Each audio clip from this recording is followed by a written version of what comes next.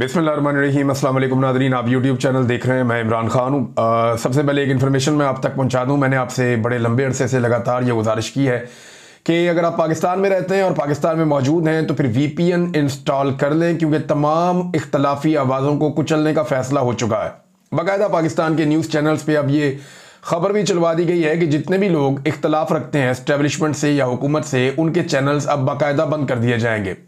पाकिस्तान में आप वो चैनल्स नहीं देख पाएंगे, जैसे कि भारत में हमारे चैनल सबके बंद हैं, हमारे जो ट्विटर हैंडल्स हैं वो भी भारत में बंद हैं। तो इसी तरह पाकिस्तान के अंदर भी अब यूट्यूब चैनल्स और बाकी जो प्लेटफॉर्म्स हैं उनके ऊपर हमें बंद करने की कोशिश की जाएगी, बल्कि इसका आगाज़ कर दिया गया है।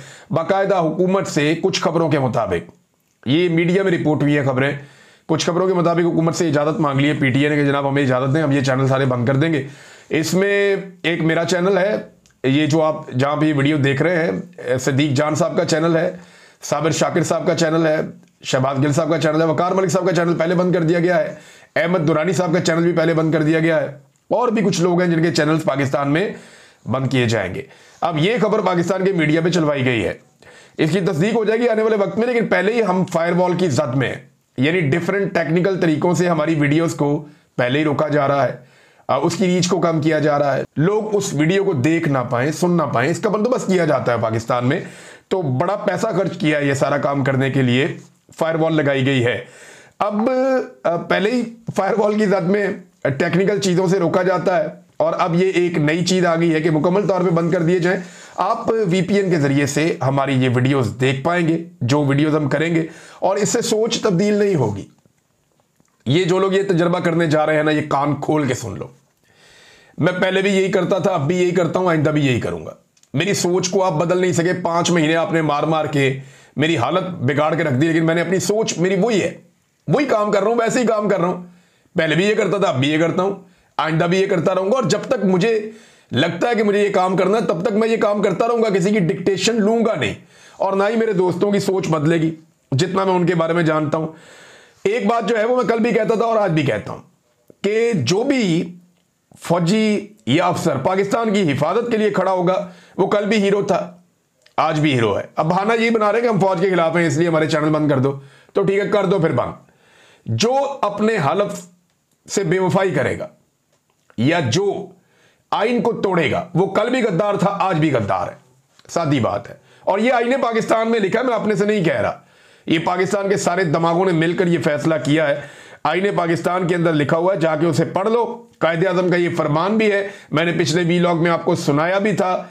14 जून 1948 को कायदे आज़म ने कोयटा स्टाफ कॉलेज में फौज को वाजे कह दिया था कि आपका काम सिर्फ और सिर्फ सिविलियन के अहकामात की बजा आवरी है, आप पॉलिसीज नहीं बना सकते।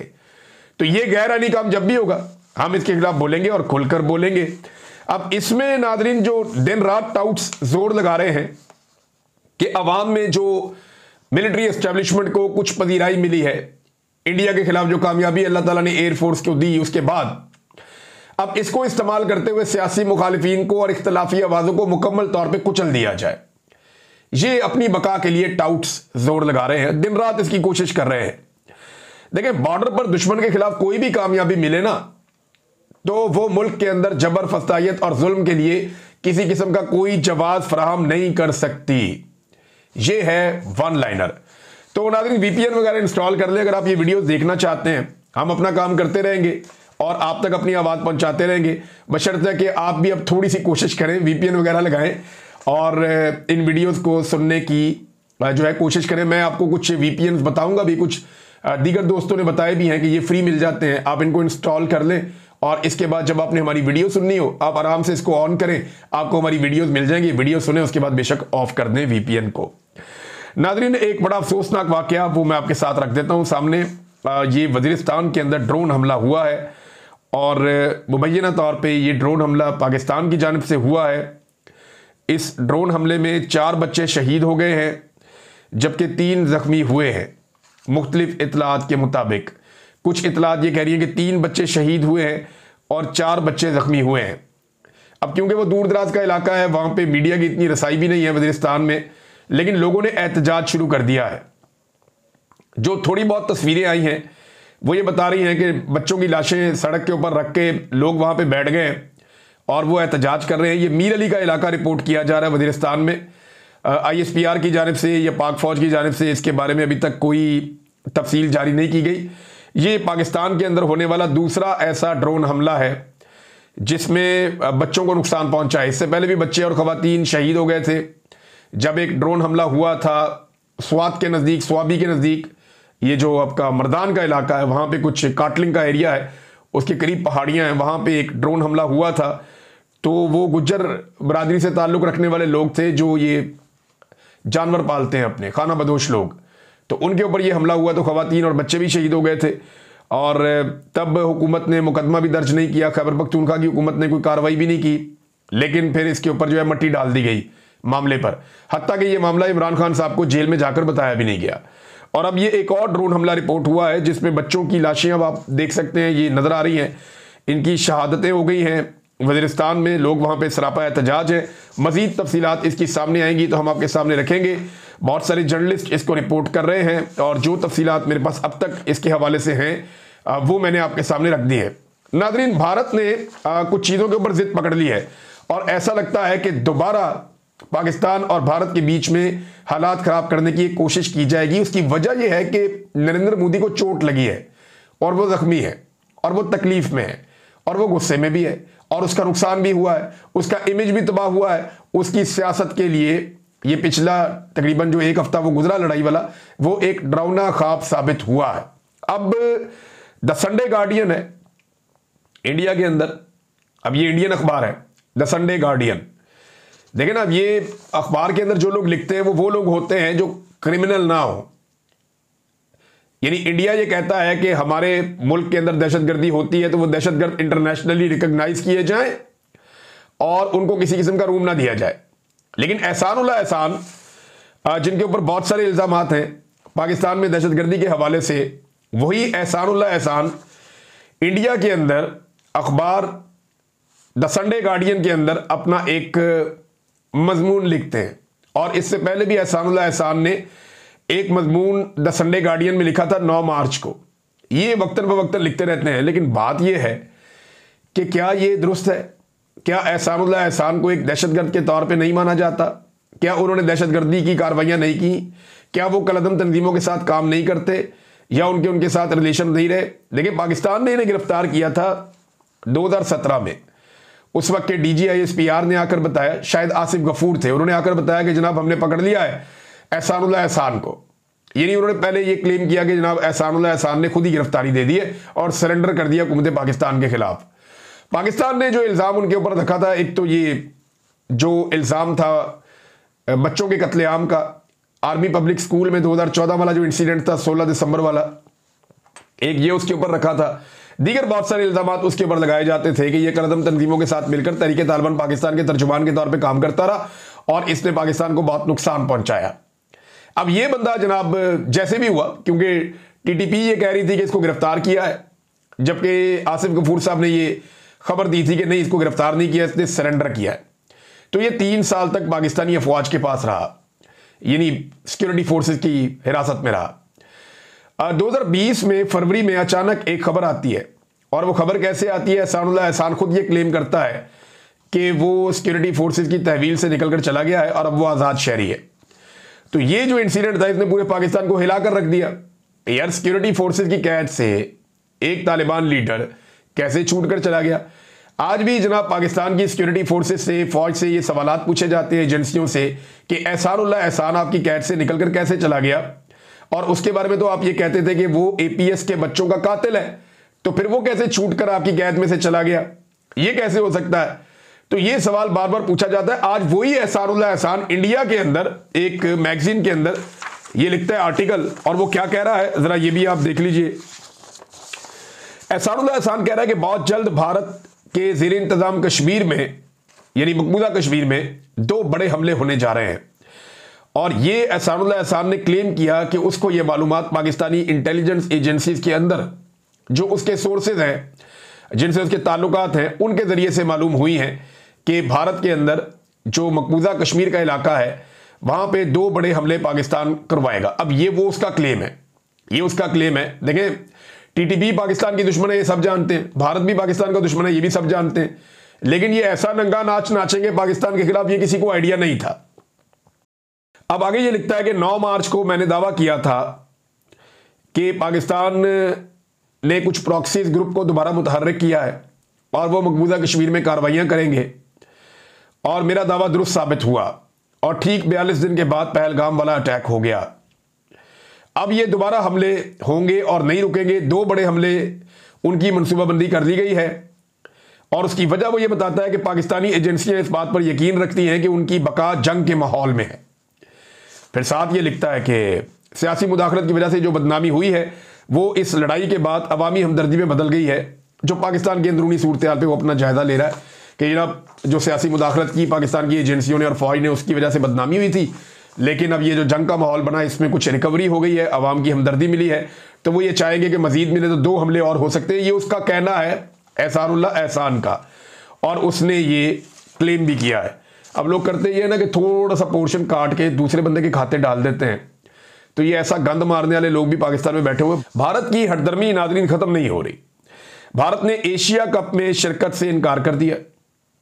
पाकिस्तान इसके अंदर एक बड़ा मुल्क है, पाकिस्तान है, बांग्लादेश है, अफगानिस्तान है, श्रीलंका है, भारत है, ये बड़े मुल्क थे। इनके अलावा 3 मुल्क और यूएई इसके अंदर हिस्सा ले रहा था, ओमान इसके अंदर हिस्सा ले रहा था, और एक हांगकांग।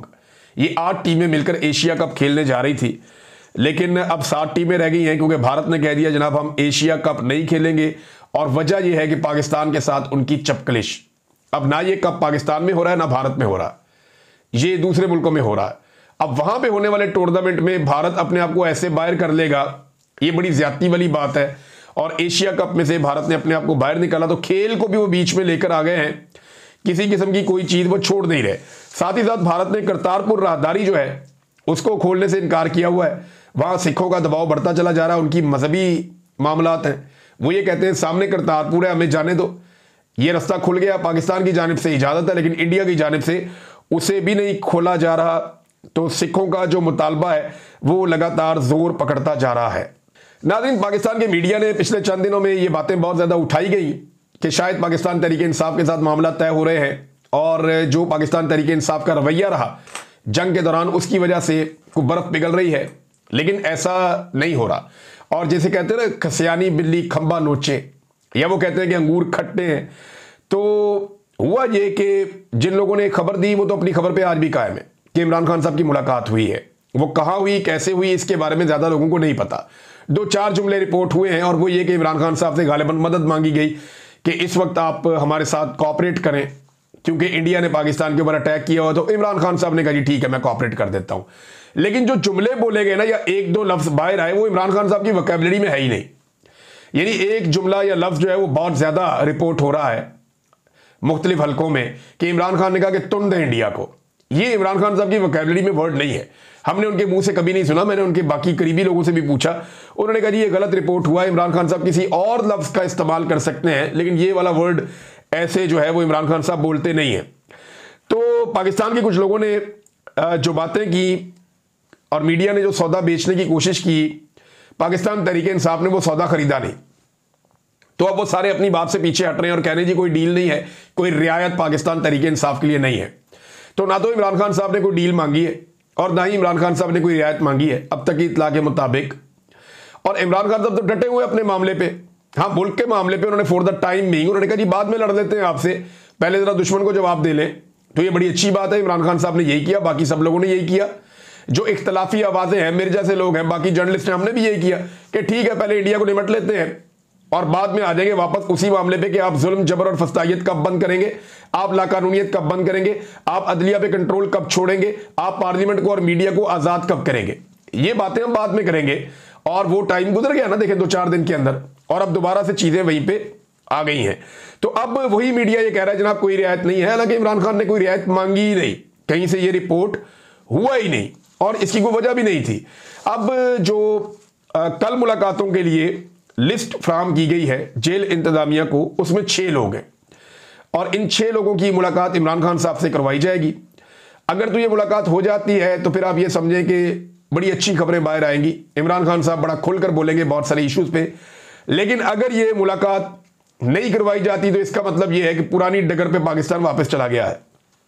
नंबर 1, सलमान अकबर राजा, सलमान सफदर, इंतजार हुसैन पंजूथा, नियाजुल्लाह नियाजी, अली जफर और जहीर अब्बास, इन लोगों ने इमरान खान साहब से मिलने के लिए जो लिस्ट है वो दी है और ये लोग इमरान खान साहब से मिलेंगे। नाज़रीन, हुकूमत रोजाना की बुनियाद पर दावे कर रही है कि महंगाई कम हो रही है, महंगाई कम हो रही है, लेकिन इन दावों के बावजूद जो जिंदगी बचाने वाली अद्वियात हैं वो बहुत महंगी हो गई हैं। कई अद्वियात जो हैं 300 से 400% तक महंगी हुई हैं, जबकि महंगाई में कमी के दावों के बावजूद अद्वियात 200% तक महंगी हुई हैं और ये पाकिस्तान के तमाम अखबारात में, बड़े अखबारात में ये डाटा छपा है और ये क्लियरली बताता है कि हुकूमत के आदादोशुमार सिर्फ आदादोशुमार है, आम आदमी को कोई रिलीफ मिल नहीं रहा। इस वक्त देखें, पाकिस्तान तहरीक इंसाफ एक अपोजिशन जमात है और सबसे बड़ी नुमाइंदगी है उनकी कौमी असम्बली में। उन्हें फौरी तौर पे चंद मामला जरूर उठाने चाहिए, क्योंकि हुकूमत जो है वो खामोशी के साथ बजट की तैयारी कर रही है। तो बजट के ऊपर काम करना चाहिए, महंगाई के ऊपर काम करना चाहिए, किसानों के जो मसाइल है उसके ऊपर तवज्जो देनी चाहिए। आम आदमी को पीस कर रख दिया है, आम आदमी का मुकदमा कौन लड़ेगा? अपोजिशन लड़ेगी। बाकी चीजें छोड़कर ज्यादा तवज्जो इस तरफ दें कि आम आदमी के साथ जो जुल्म और ज्यादती इस हुकूमत ने की है और बजट के अंदर जो ये करने जा रहे हैं उसका रास्ता रोकें। इन्हें इतने आराम से अगर आप बजट पास करवाने देंगे तो ये तो कल को ये कह देंगे हमने बेहतरीन बजट दे दिया। इस माहौल के अंदर वो अपनी बात करेंगे, आप अपनी बात करेंगे। आपको एक एक आदादो शुमार निकालकर अपोजिशन को सामने रखना चाहिए, व्हाइट पेपर जारी करने चाहिए, अपोजिशन जमातों से भी मिले और जो हुकूमत के इत्तेहादी हैं उनसे भी मिले और उन्हें भी बताएंगे अगर ये बजट ऐसे पास होगा तो फिर हम इसकी मुखालफत करेंगे और खुलकर मुखालफत करें। बाकी सबसे भी कहें इसकी मुखालफत करें, क्योंकि अवाम को पीसने का इन्होंने मुकम्मल बंदोबस्त कर लिया है। IMF को इन्होंने यकीन दहानी करवाई है मुख्तलिफ शोबों में महंगाई को बढ़ाने की। मैं आपको फिर बता रहा हूं कि ये जो बजट आ रहा है इसके हवाले से मौजूदा हुकूमत ने IMF को बड़ी खौफनाक यकीन दहानियां करवाई हैं, जिसके नतीजे में पाकिस्तान में महंगाई में इजाफा होगा। दुनिया में पेट्रोलियम मसनूआत की कीमतें नीचे की तरफ जा रही हैं, पाकिस्तान में नीचे नहीं जा रही।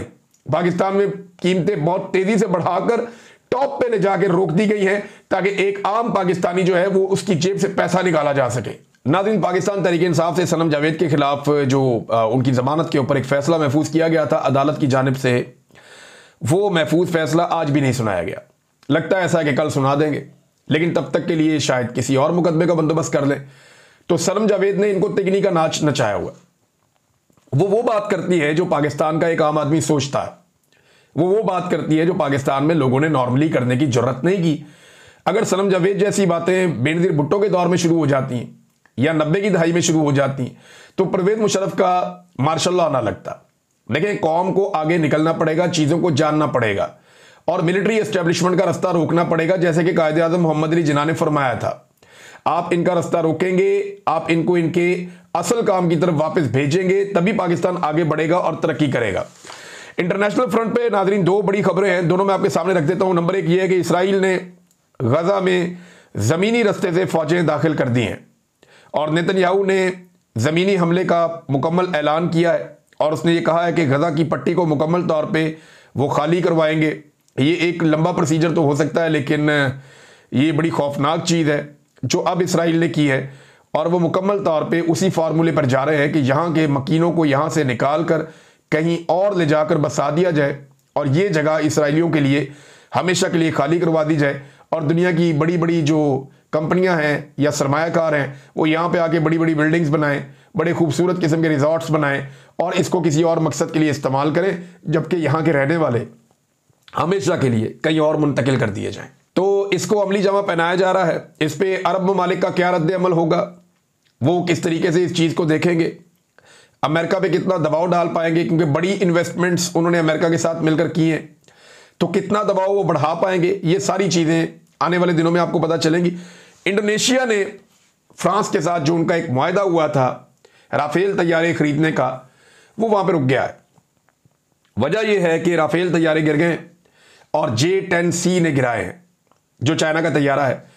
तो अब इंडोनेशिया में ये दबाव पैदा हो रहा है अवाम की जानिब से, अपोजिशन की जानिब से, लोगों की जानिब से, मुख्तलिफ हलकों से, कि जिस तैयारे ने दूसरे तैयारे को गिराया वो तैयारा खरीदो, जो तैयारा गिर गया उसका सौदा कैंसिल कर दो। ये भारतीय एयरफोर्स ने हालत कर दी है किसकी? फ्रांस की। अब तक इतने ही, अपना ख्याल रखिएगा, अपने चैनल का भी। अल्लाह हाफिज़।